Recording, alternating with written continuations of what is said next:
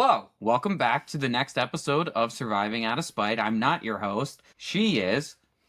I'm Samantha Sauer. And I'm Adam Sauer. And this is Maisie Sauer. Today, we have a very special episode talking about what it's like to have a chronic illness and manage finances. We like to talk about finances, like to talk about money. And I found that a lot of the resources for people who are trying to budget their finances did not take into consideration what it's like to have a life with chronic illness or what it's like to be on a limited income while you're living with a chronic illness. So since my husband and I like to talk about money and investing and finances at the dinner table, we thought that it'd be fun to talk to all of you about finances and kind of how we approach it and how we work our budget. Yeah, I'm a money guy. I'm a little bit of a math nerd, so you know. And we met the money guys too, so that was just plug that in there.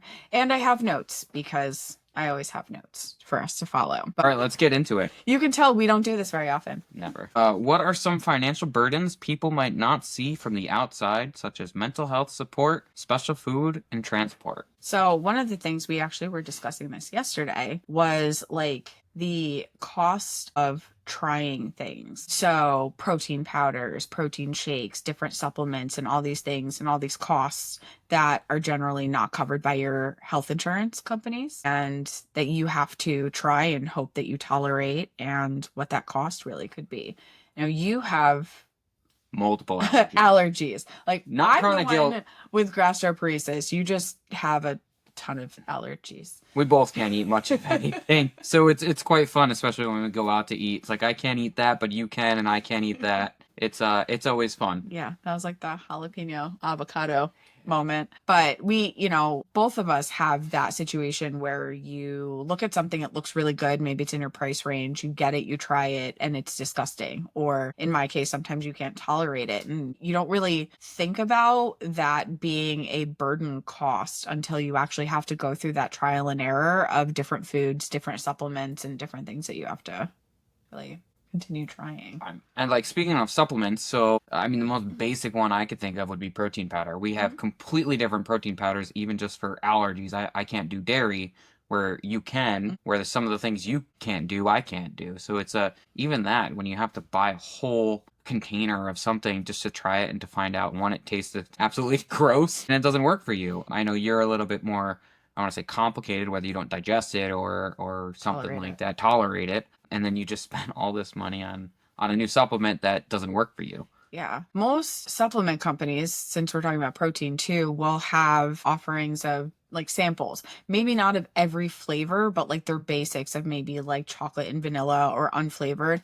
If they don't offer samples, I would always suggest sending them an email, like to their sales or their, contact us email somewhere on the website and just ask if they offer samples, if there's something that you could purchase, anything like that. I used to do that in the very beginning of like my journey, right? Where at that time, really nobody offered samples. It was very rare to come across a company that offered samples either as like an add-on to a product or just on their own. And I was able to get some samples from other companies just by explaining my situation. So I would always recommend doing that.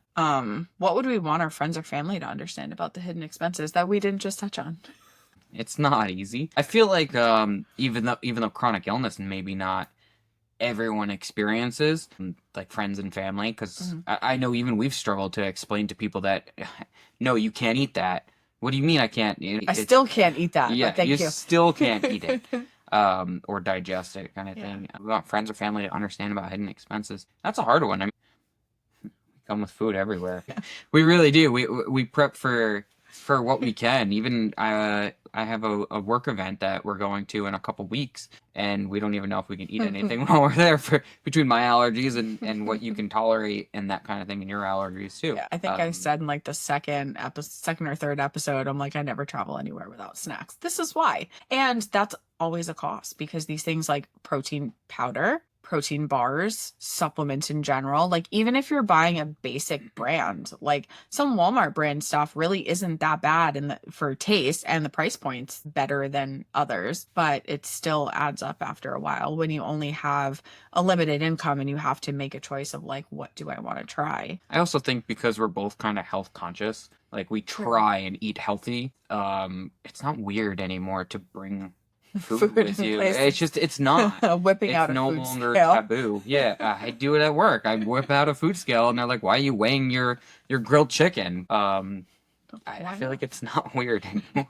Um, How has chronic illness changed our roles in our relationship, financially or emotionally? I'm expensive. Very expensive. My wife, let me tell you what she's worth. Hashtag $1 million patient. But it's interesting because we've been married, this year's We're what, coming up three on 3 years. years. So we've been together for 5, and living separately, you only spend so much time together, right? So you see a good amount of things. You see maybe the cost of things, like how much medication, how much food, maybe shop together a little bit. Like you kind of get a small look at what that is. But then you move in together, or you get married and move in together, and then all of a sudden, like, it changes. It's in good ways and in sometimes a little bit overwhelming. I think, like, especially for me, with all the things that I like came into our house with, like all the medical stuff, and that's food, devices, stuff. Like the thing behind me over here is just full of medical supplies, and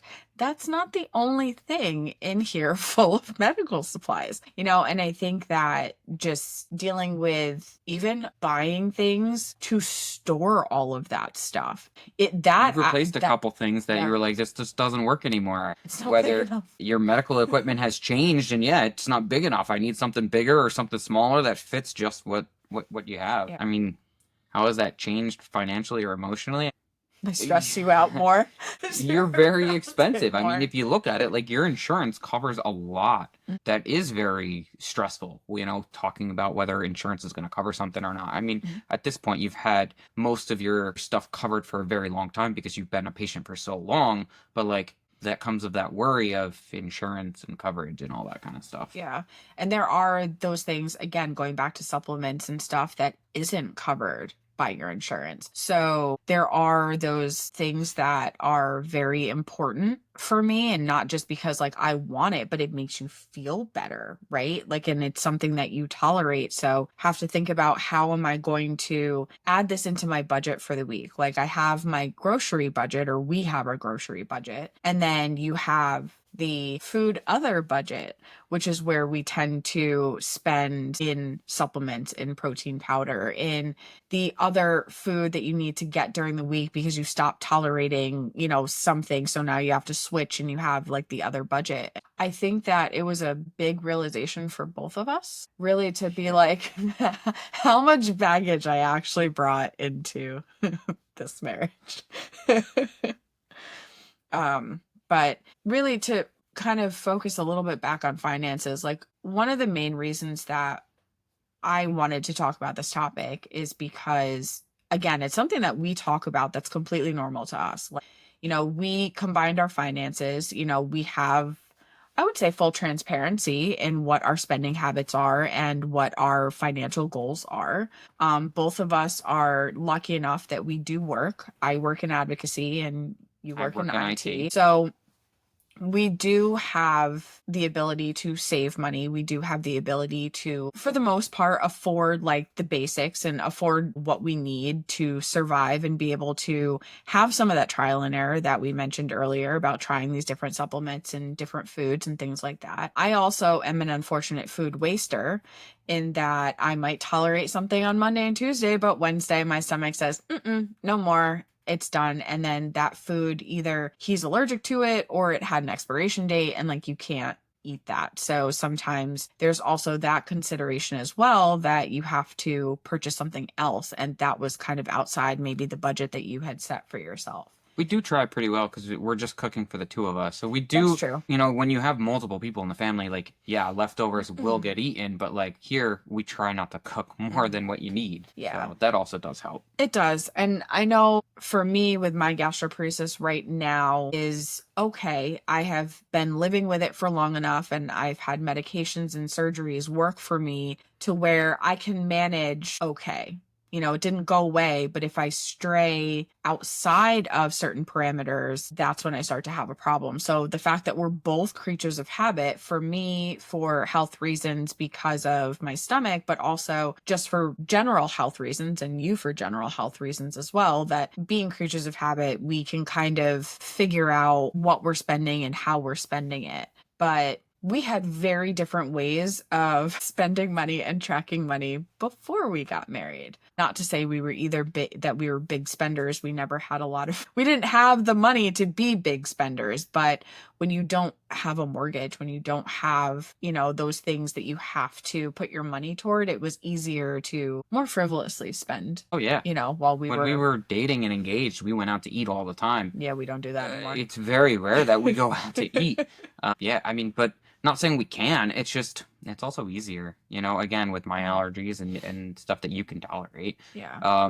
And it's a lot easier on the bank too. So Yeah. And not to say like anxiety is good, but we have money anxiety, not debilitating money anxiety, but we do have the worry money anxiety. And a lot of that comes into me and having a chronic illness and that I do work. I am participating financially in our household. So at any point in time, that could stop, because I'm too sick to work, or I've lost too many days at work, or I've had to scale back at work and I'm not bringing in the same amount of money. So we don't like to spend if we don't have to, because that allows us to save more for when the inevitable shoe will drop because I'm unable to do in the future what I'm doing now. I feel like we try and almost expect that you're not going to be working as long as I am. Mhm. It's kind of assume the worst and expect, get what is that? Assume the worst and get the best or something. I don't know. I know where you're But going. yeah, I think kind of like we're not being very pessimistic, but like at the same time, you gotta Expect the like worst, hope for the best. that's what That's it is. ours.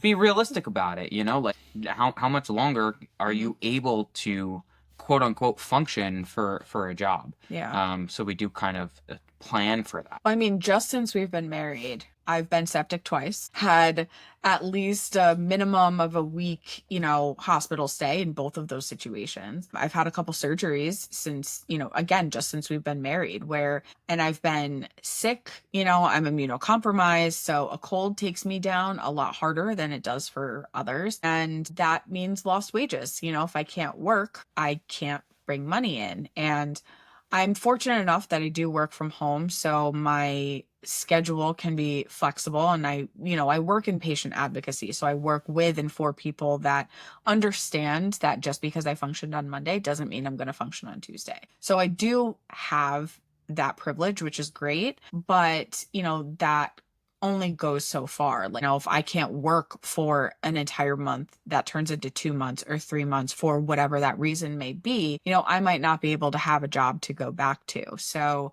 you can say that that's like a pessimistic way of looking at things, but I don't think it is. It's, we're obviously not hoping for that, but as we look at that, we're like, we need to make sure that we're prepared for when that's going to happen. It's not a matter of if, it's a matter of when, and that could be in 20 years or it could be tomorrow. There's no way of knowing because we all know chronic illness is unpredictable. So on that of being like you don't know if you're going to be able to work, that like a couple of those surgeries obviously weren't planned. Obviously the hospitalization for sepsis both times weren't planned as that kind of thing. So on that topic, what makes you feel you feel like a team when the finances are rough, when we have those unexpected bills of like a hospital stay or those surgeries we weren't expecting or anything like that?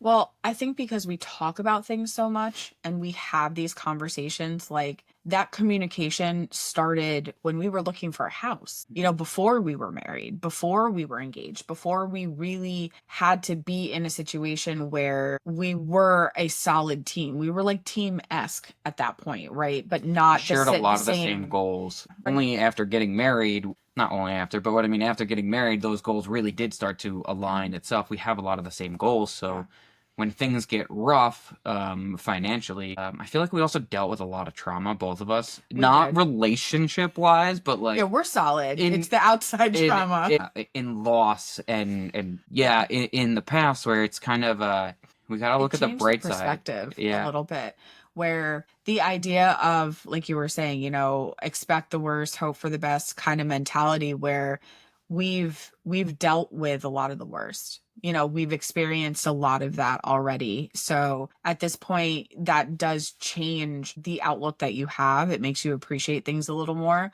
but it also makes you prepare for things as well, because you've been through something. So you're like, how do I get through something like this again? Or and how do I, like, who do I lean on? How do I lean on somebody when I'm dealing with this? And I think because we communicate, and we communicate well, because again, it is only just us. We're the only ones that are in our household. We're the only ones that we're, I'll say, immediately concerned about in this situation, where, we continue that communication. So I never feel like alone in any of the anxiety that I feel about money or anything like that. As prices start going up, and we all know, like, the landscape of the world right now feels very unsteady for a lot of us. And even just knowing that that's out there, we have conversations about that. Like, what are we going to do? So as that changes, we start to adjust. And one of the things that I know we did want to talk about today in regard to finances is, like, auditing your own finances, because going back before, like, we both work, but we don't have all the money in the world. Some people have less and might feel like,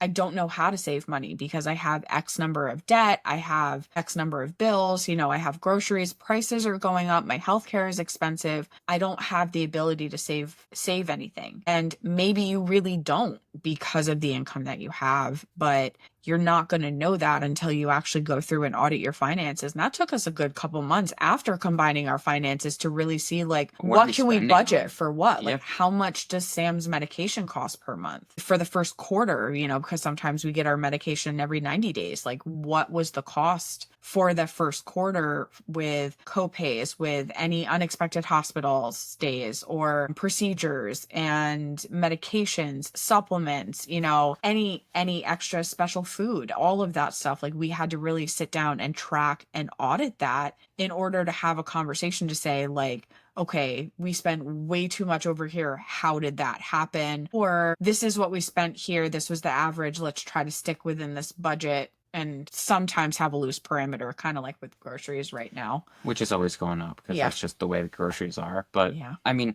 back to even about like with finances getting rough, like how do we deal with that? I mean, like I said before, we both dealt with a lot of trauma, and it's almost like, well, if finances are rough, like you got to take care of like your priorities first. But like almost in the same thing, like there's worse things that can happen. Like right now you're not in the hospital fighting for your life. There's been times where you have been, and it's been scary, like twice since we've been married. So it's okay. Is are we not going to be able to afford XYZ thing? Well, okay, let's get us through the day first. Like you got the priorities, food, shelter, that kind of thing. You got to make sure those are paid. Yeah. You have to kind of prioritize getting yourself through the day first. Yeah.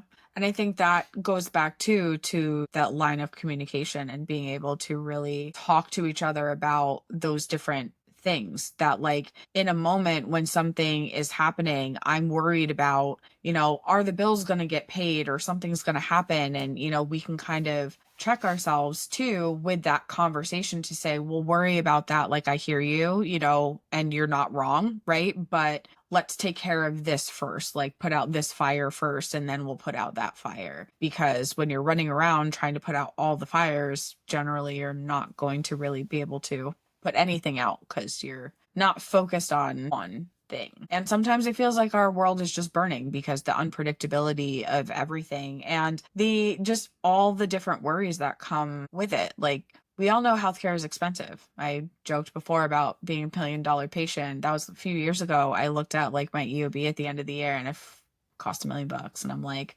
that was just the bare minimum too. That didn't, Did it cross the million, or was it, it 900? it did. It Did it? crossed it. Yep. My perspective, that's scary. Again, and about Like, priorities, we need to make sure insurance is covered. again, like, what happens if insurance doesn't cover something. What happens when, things fall through or there's denials or the landscape changes or who knows what. It's like just knowing that that's what it took for 1 year to keep me alive. Like, can't pay that. I don't have that in my back pocket.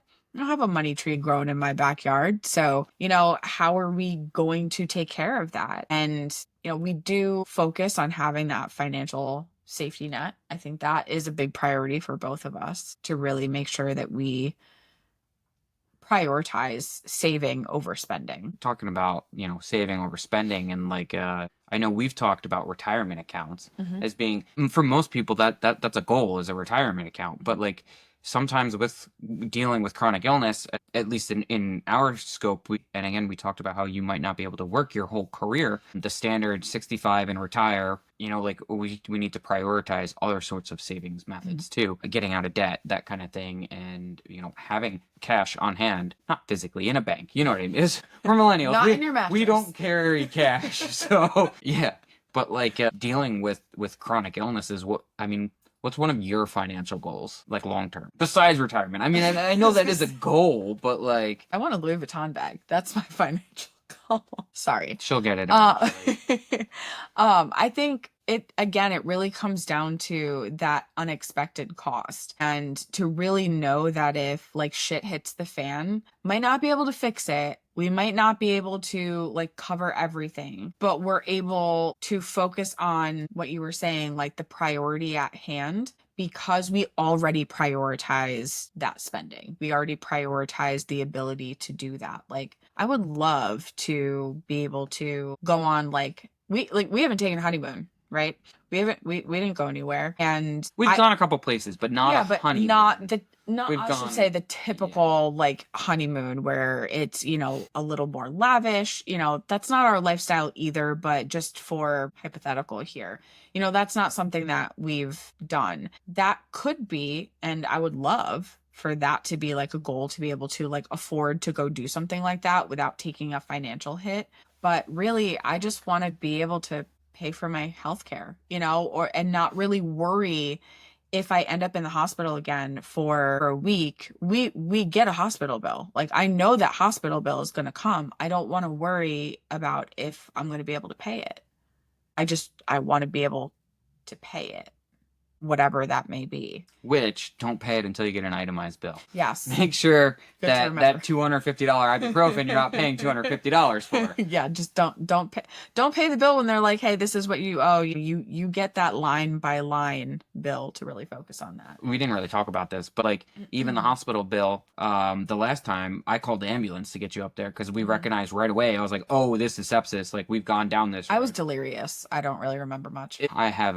I remember. You remember. Talk about trauma. Like, ambulance bill. Yeah. I mean, I know that's not on our list of things to talk about, but like, we got an ambulance bill. Unexpected cost. I don't even know what the original bill was. It was ridiculous. I opened up that envelope and I was like, that's funny. It was a couple $1,000s. Yeah. It was expensive. And there's a lot of issues with ambulance bills too, because your typical financial like assistance programs, whether it's state, county, or organizationally, don't cover ambulance bills. Some insurances, they'll cover like a good chunk of that cost. And again, like, I had them rebill but they didn't send it to your insurance. Correct. I was they like, send rebill you the bill. I was like, rebill this. So me being, I'll say, semi well versed in this situation, I look at that bill and I'm like, you're funny, I'm not paying that. Not because I just didn't feel like, paying it, or I was just gonna like it got hide it. Paid through insurance. Correct. I knew that needed to be rebilled. So to go through that situation, and then you either do or you don't get another bill based on what your insurance coverage is once that goes through.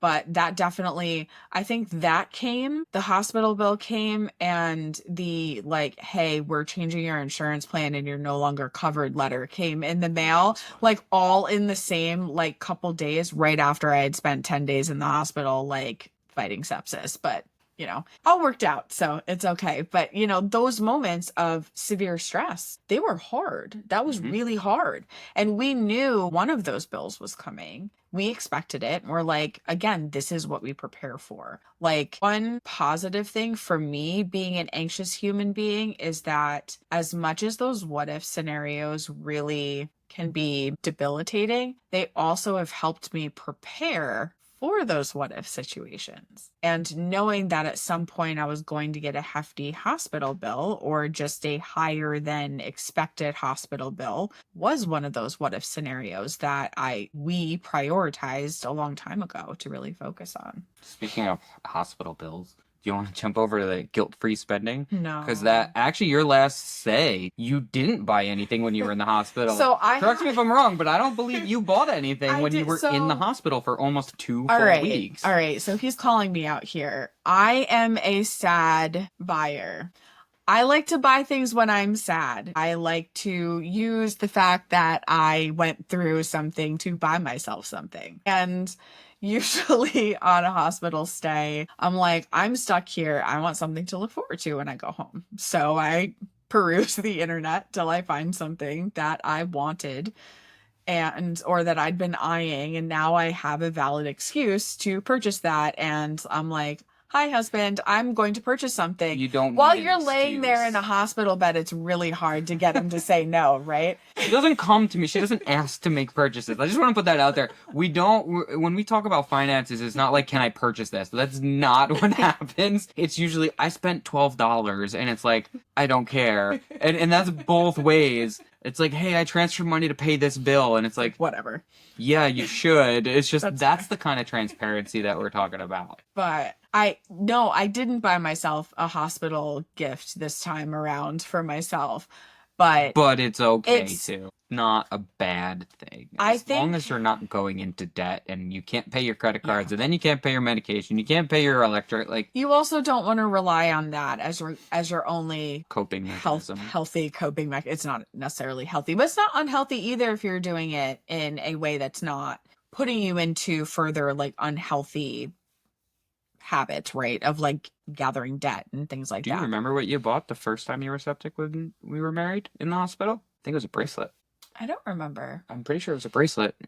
I know I bought myself a sweatshirt one time because I had wanted that for a while and I was like, screw it, I'm going to buy it. I'm laying here in the hospital bed. Like, this is pretty and I want it.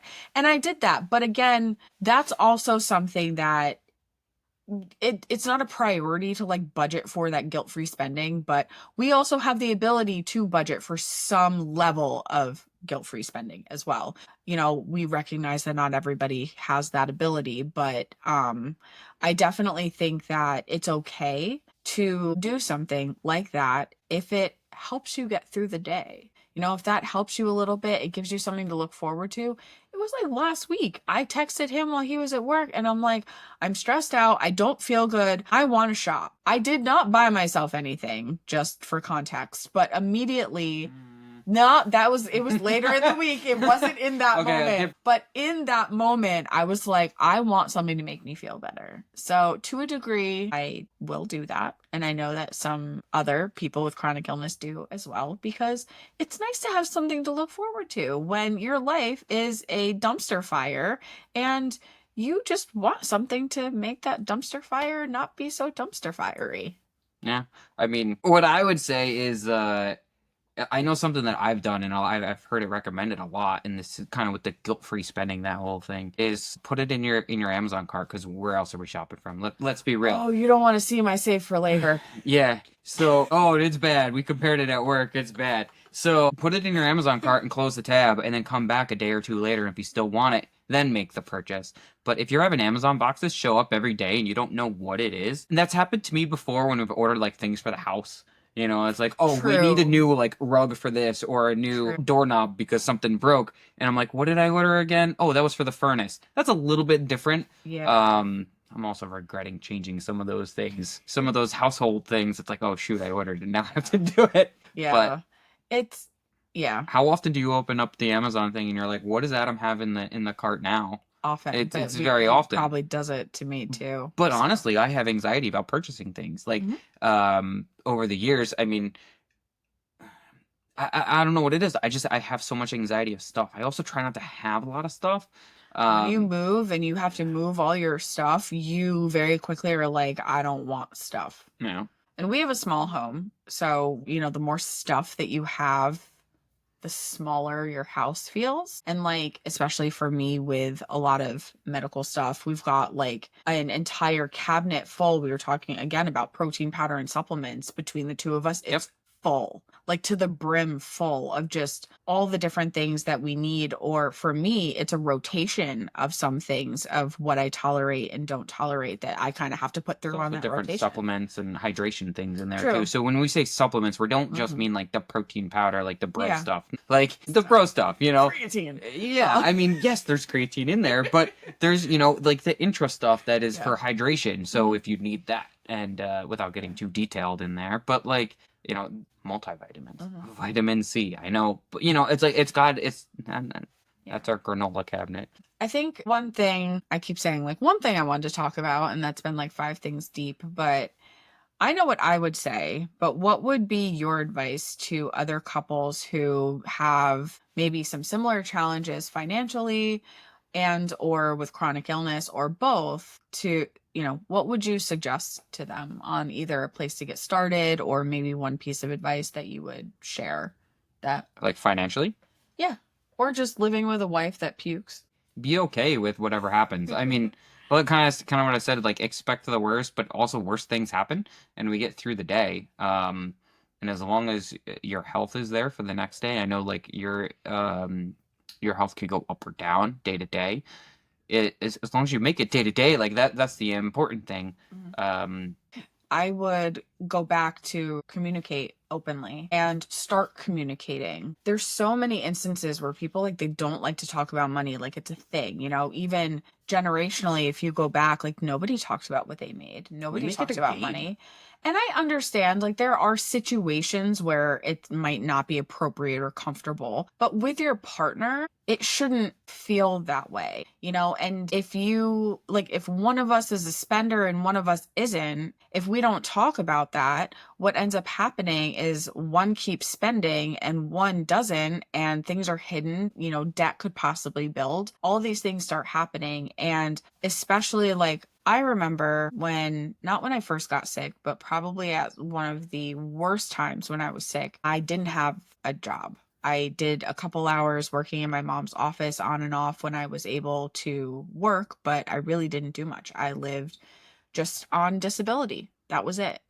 And there's a very tight limit on like what you have at that point. Looking at like finances and just looking at where I was years ago when I wasn't able to work and I was surviving on only a few hours of work a week on when I could function and on disability, my priorities really weren't different than they are now, but the ability to achieve those priorities, right, were different. Where what I was able to save back then is a lot different than what I might be able to do now. But I think Because you have a job. because I have a job. And having the ability to save is important to me. And I remember what it felt like to not be able to do that or wish like that I did have a job or I did have a retirement account like you were talking about before and like that I could put money away and things like that. And it really makes you appreciate the now a little bit to where that also I think kind of helps the transparency a little bit helps that conversation because I've had such anxiety around money for so long, like Not having an abundance. because I didn't have money, right? Like, and even now where we're okay, and we've worked out a budget and, we are a 2 income household and we are anxious about money. I've said that multiple times already, but because we talk about that, like I'm very aware of what we have now, especially because of what I didn't have years ago, even just a job in general, and not having the ability to prioritize a safety net as the future the way that I can now, because back then I was in the now. There wasn't a future to focus on. I couldn't take the time to focus on that future. I could only focus on the here and now. And, if there's anything that I hope there's more than one thing to take away from our babbling for a little while, but if it is something, it's that if you really want to make saving a priority, if you want to learn about your financial health, you want to see what your financial health is, to audit that the way that you would anything else. If you want to know what macros you're eating and what calories you're eating, the only way to do that is to track it, right? It's the same concept here. And even if you're saving $1, even if you're saving 50 cents, It even adds up. it adds up. It might be slowly, but it does add up, and if you make that a priority, it might, I don't want to say it is easier because that sounds tone deaf and I don't mean it that way, but it becomes easier when you acknowledge that saving and that safety net is a priority. It doesn't mean it's easy to do, but I think acknowledging and making that a priority, it makes it easier to see where you could make that a priority or see where changes are in your budget and what you do have and what you need, and really trying to work that out. I guess you kind of got to look at your goals and see what you want to do. I know there's a YouTuber that I follow. I can't remember his name, but for like 2 or 3 years now, he invests $5 a day. Now, I'm not suggesting that, but what I'm saying is like it's $5 a day. Yes, that adds up over time, and you might not have $150 a month, but like it may be $1 a day or $1 a week or $5 a week, that kind of thing. Over time, whether that's investing or like a savings account or paying down your credit card kind of thing, really will help you in the future. Lower anxiety. I don't know anyone that's like paid off debt and is like, I don't have any, my Money anxiety is still there. yeah. It's like no, like when you get ahead, when you start putting $5 a week or a month or whatever into a savings account, after a year it adds up. After 2 years, and you're like, oh, I have $100 in there. I have $200 in there. After a while, I don't know anyone that's been like, it doesn't make me feel better. It should make you feel better. I think I have more Yeah, anxiety well, now. yeah. Because now I'm like, I never want to spend this. Well, that's like true. tunnel vision of like, I don't see it. I know it's there, but like, I don't see it. It's just, it stays over there. But there's so many different apps and spreadsheets and things that you can use to track. I mean, for us, I know I said a little while ago that like we had different ways of spending and tracking. My brain looks at things one way and his brain looks at things in a different way. And we each had 2 separate spreadsheets, and we actually combined them, and we both had to mold into what we do. It was a give and take on like what we wanted to keep or didn't keep and why we wanted this or that. And we kind of, I say we built our own spreadsheet for what works for us.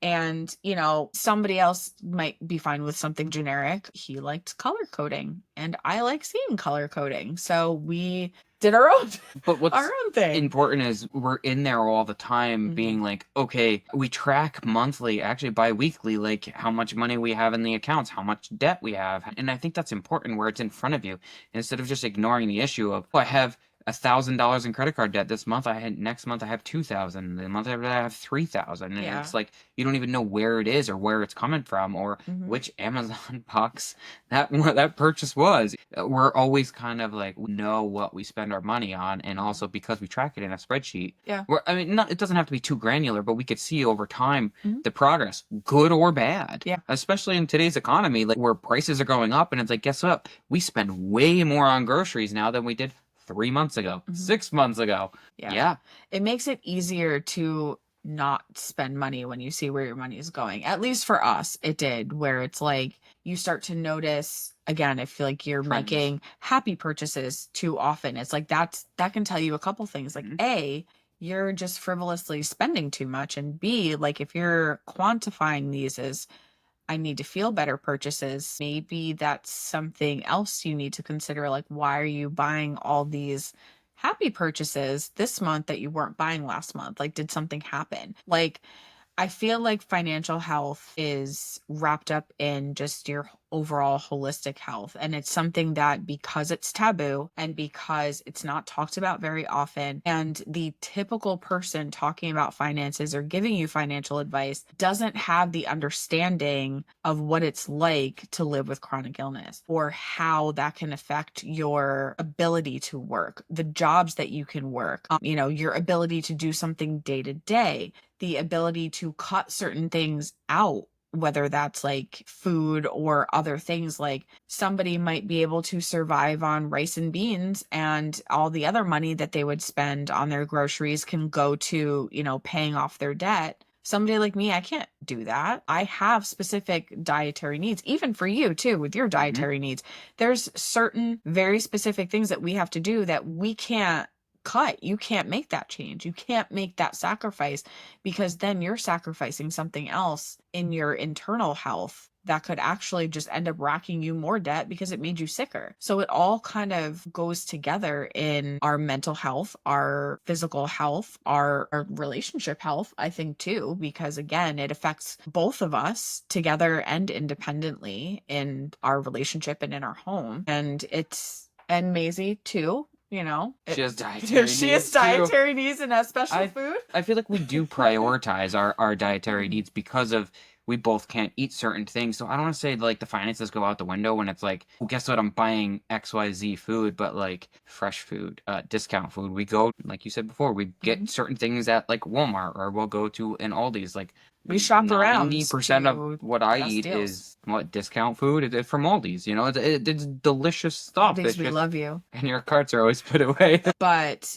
yeah, I think because again, we have other priorities of saving and other things of just making sure like that we can afford certain things for our, I'll just say mental, physical, and emotional health that, we find ways to save in other places of, where we're buying for something, since we're talking about grocery shopping, buying off brand.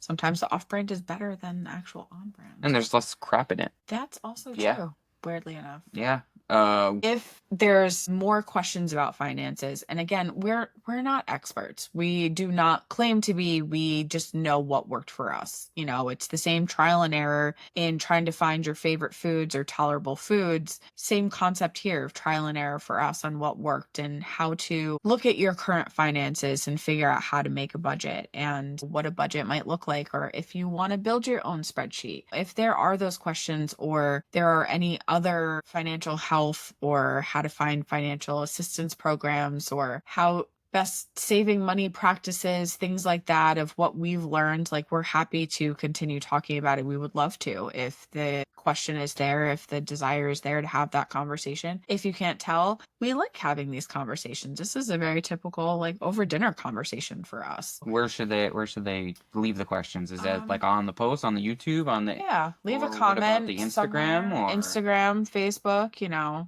anywhere. You can leave a comment under any of the videos or all those different things that he just mentioned. can I tell them that the social media post is Yeah. between us two? Yeah, like, you've never seen his face before, but you've interacted with him for years because this is Mr. Social Media. 5 years now I've Yeah. done social media for G-PACT. When it's not as pretty, I've done it. But yeah, if there's, a desire to have another question, or not desire to have another question. What do I want to say? If you have any other questions, feel free to leave them in the comments. Send a message somewhere. There's lots of ways to get a hold of us. We've got Instagram, we've got Facebook. You leave a comment on YouTube or Spotify. Yep. Or you can reach out. I can leave my email, our contact email in the description in case you don't want to leave a comment. You just want to, share that privately, feel free. But you'll probably see his face again because we always have lots to talk about. And, he has to deal with gastroparesis